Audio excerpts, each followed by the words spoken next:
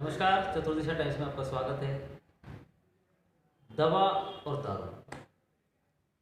अगर दारू को सही मात्रा में पिया जाए तो दवा का काम कर जाती है। वही दारू अगर बेशुमार बेतहाशा रूप से पी जाए तो वो दारू मौत का सामान बन जाती है। जो लोग शराब पीते पीते उसके आदी हो जाते हैं और अपराध क्षेत्र में पहुंच जाते हैं, ऐसे लोगों को सुधारने के लिए जगह जगह नशा मुक्ति केंद्र खोले हुए होते हैं।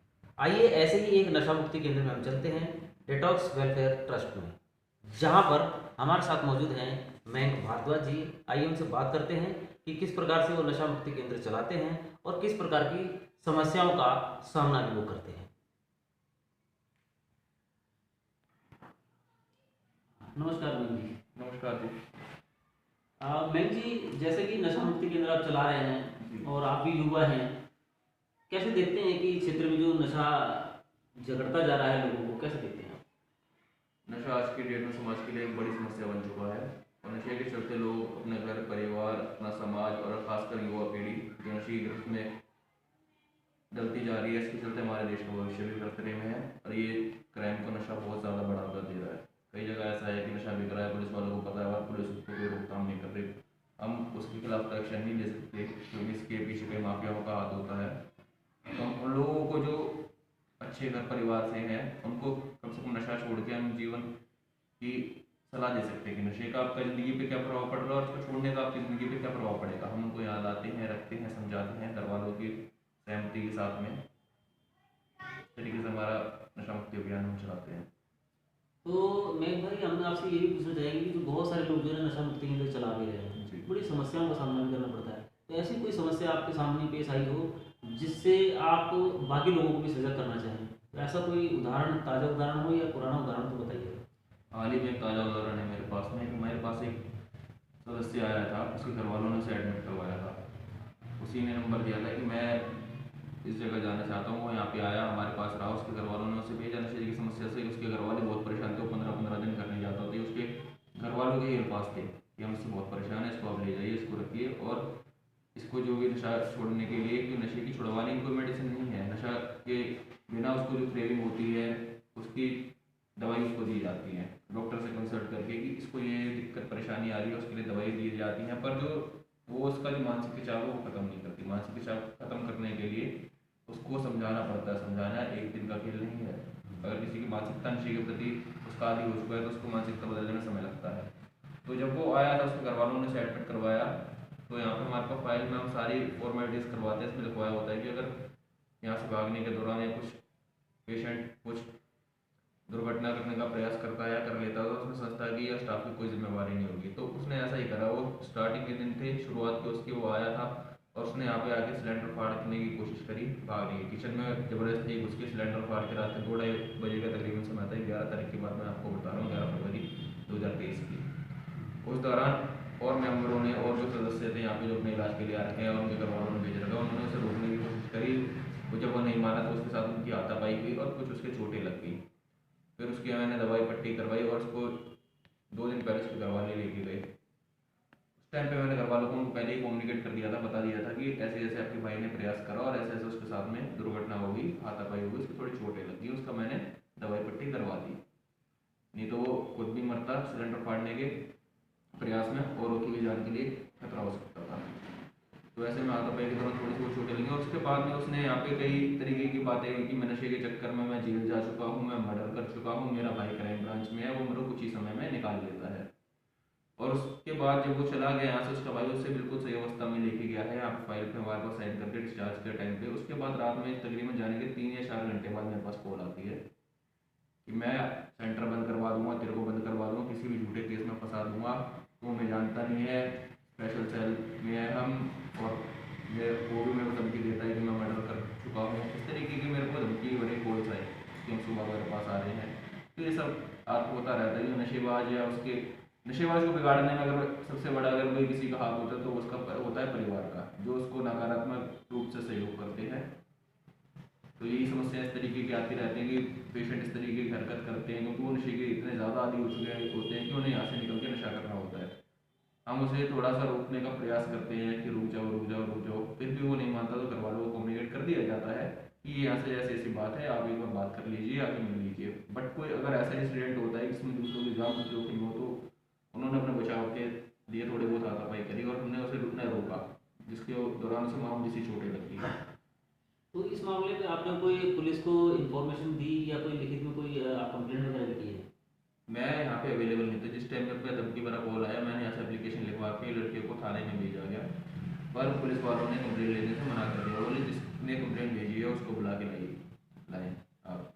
मैं यहाँ पे अवेलेबल नहीं था, तो मैंने डीसीपी की साइट पे उसको जो था मेल कर दिया था उस एप्लीकेशन को, मेरे पास ऐसे धमकी भरा कॉल आया और उस एप्लीकेशन को मैंने वहाँ पर मेल कर दिया था। तो पुलिस प्रशासन, सरकार और बाकी डिपार्टमेंट से आप जो है किस प्रकार की अपेक्षा रखते हैं कि किस प्रकार का सहयोग जो उनको करना चाहिए आपको?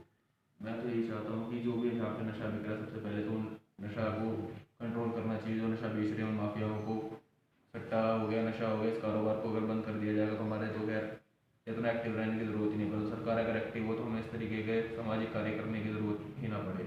सरकार कदम नहीं उठाती, जगह जगह नशा बिक रही है, सरकार को पता होता है, सरकार के और पुलिस वाले वहाँ से, पुलिसकर्मी वहाँ से महीना लेते हैं, पैसा लेते हैं और खुले में धड़ल्ले से नशा बिक रहा है जगह जगह पे। उस पर रोकथाम अगर हो तो इतने नशेड़ी आज की डेट में बने ही ना, आने वाली युवा पीढ़ी जो है वो नशे से दूर रहेगी, देखेगी नहीं तो सीखेगी नहीं। जी, तो आपने बहुत अच्छी जानकारी दी हमको। और अंतिम सवालों में आपसे सिर्फ इतना ही पूछना चाहूँगा कि आपका जो नशा मुक्ति केंद्र है वो किस प्रकार से लोगों को नशा छुड़ाने में सहायक सिद्ध होता है? ऐसा है जी, यहाँ पे जब पेशेंट को लाया जाता है तो उसको कुछ होता है कि उसके शारीरिक रूप से उस पर डिपेंड हो चुका होता है, उसको बिना पिए घबराहट होती है, बेचैनी होती है, नींद नहीं आती। उस चीज़ के लिए उसको दवाइयाँ दी जाती हैं, जो कि डॉक्टर से कंसल्ट करके दी जाती हैं कि इसको ये प्रॉब्लम हो रही है तो इसको कौन सी दवाई दी जाए। कई बार पेशेंट होते हैं कि डॉक्टर से जो ज़्यादा फिजिकली कंडीशन जिसकी ख़राब होती है, तो यहाँ पे रहने लायक नहीं, तो उसको हम यहाँ पे नहीं रखते, उसको हम हॉस्पिटल की सलाह देते हैं कि आप इसको हॉस्पिटल लेके जाइए। ठीक है, जो फिजिकली फिट होता है उसको हम यहाँ पे रखते हैं, उसके घर वालों के साइन, उसके बकायदा उसकी मर्जी के साथ में जब वो यहाँ पे रहते हैं, तो उसके कुछ समय बाद जब वो शरीर रूप से ठीक हो जाता है, तो आपने सुना होगा कि स्वस्थ दिमाग एक स्वस्थ शरीर में रहता है। जो शरीर रूप से ठीक हो जाता है तो उसके बाद में उसकी मानसिकता बदलने के लिए यहाँ पे क्लासेस लगाए जाते हैं, जिसमें उसे समझाया जाता है अलग अलग तरीके से कि नशे का आपकी ज़िंदगी पे क्या प्रभाव पड़ रहा है, नशा छोड़ने से आपकी ज़िंदगी पे क्या प्रभाव पड़ेगा। पहले तो उसको ये समझना पड़ता है कि नशे का मेरी ज़िंदगी पे क्या नुकसान हुआ, इसकी वजह से मेरे क्या क्या दिक्कत है। क्योंकि नशेबाज होता है उसको पीने के लिए बस बहाने की ज़रूरत होती है, खुशी है तो पी ली, दुख है तो पी लिया, गम है तो पी लिया। उसको ये सब समझाया जाता है कि नशा की समस्या का कोई समाधान नहीं है, आप इसके आदी हो। उनको ये समझाया जाता है कि आप एक एडिक्ट बन चुके हो, आपका नशे पे कोई कंट्रोल नहीं, आप जीने के लिए नशा कर रहे हो, नशा करने के लिए जी रहे हो। उसके बाद में जब इसको ये बातें समझ में आने लगती हैं, क्योंकि आप किसी की मानसिकता बदलते हुए एक दिन में नहीं बदली जाती, उसको डेली काउंसलिंग की ज़रूरत होती है। काउंसलिंग के बाद में जब उसको फिर जब एहसास होता है कि हाँ मेरे को नशे का क्या क्या मेरे लॉस हुए, मेरे फाइनेंशियली, मेरी फैमिली और मेरा समाज में किस तरीके से मेरी इज्जत को नुकसान पहुँचा, उसके बाद में उसे बताया जाता है कि नशा छोड़ने के बाद आपकी ज़िंदगी पे क्या प्रभाव पड़ेगा। जब वो उसके बाद प्रिपेयर हो जाता है नशा छोड़ने के लिए, तो नशा छोड़ने के लिए पहली प्राथमिकता होती है, वो होती है नशा छोड़ने की इच्छा। जब वो उसके अंदर से इच्छा पैदा होने लगती है, फिर उसको इस चीज़ के लिए प्रिपेयर कराया जाता है कि यहाँ से जाने के बाद आपको नशे से बचने के लिए किस तरीके से रहना है, क्या क्या कार्य करने हैं, क्या क्या कार्य नहीं करने हैं। क्योंकि अंदर तो देखिए नशा नहीं हो सकता, बाहर जाने के बाद तो नशा भी वही है, माहौल भी वही है, पीने वाली भी है, बेचने वाली भी है। उस माहौल में आपको किस प्रकार सर्वाइव करना है, किस तरीके से रहना है, किन लोगों से मिलना है या पीने खाने वालों के पास नहीं जाना है, ये सब चीज़ों के लिए उनको बताया जाता है, गाइड कराया जाता है। और यहाँ से जाने के बाद भी उनको पूरा सहयोग दिया जाता है। जब भी वो हमें कॉल करते हैं तो हमें बता कि मेरे को नशे के विचार आ रहे हैं या कुछ, क्योंकि इसमें कोई बड़ी बात नहीं है कि नशे के विचार उसी को आएंगे जिसने नशा करा हो। आम को देख के उसी के मुँह में पानी आएगा जिसको हमको सब मालूम है। बिल्कुल इसी तरीके से भी।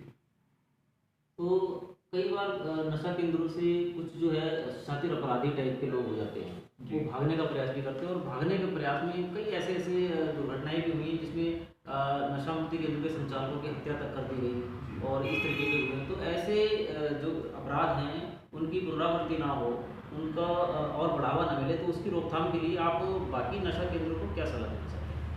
मैं ये सलाह देना चाहूँगी, आप सजग रहें, जागरूक रहें, क्योंकि एक नशेबाज इंसान रोज खुद से झूठे वादे करता है कि मैं कल से नशा नहीं करूँगा, और रोज अगले दिन उठ के नशा करता है। जब वो यहाँ पे आता है तो बोलता है मैं सही रहूँगा, पूरा प्रोग्राम होने पर उसके विचार बदलते देर नहीं लगते। नशेबाज के विचार जो होते हैं वो समय समय पर बदलते रहते हैं, उसके दिमाग में कभी भी कुछ भी आ सकता है, क्योंकि उसने अक्सर नशे का जब जुगाड़ उसका जब घरों से नहीं हो पा रहा होता, पैसों से नहीं हो पा रहा होता, तो नशे की अपनी ज़रूरत को पूरा करने के लिए अपराध करता है, और वही अपराध के उसके जो विचार होते हैं वो उसके आगे पनपने लगते हैं। तो इन सब चीज़ों पे ज़रा गौर रखा जाए, उनको पॉजिटिव रखा जाए, उनको समय समय पर उनकी काउंसलिंग करी जाए, उनसे बातचीत करी जाए, उनकी मानसिकता को बदलने का प्रयास करा जाए, उनको अच्छा माहौल दिया जाए और सजा करा जाए। पुलिस प्रशासन से आप क्या सहयोग की मांग करना चाहते हैं?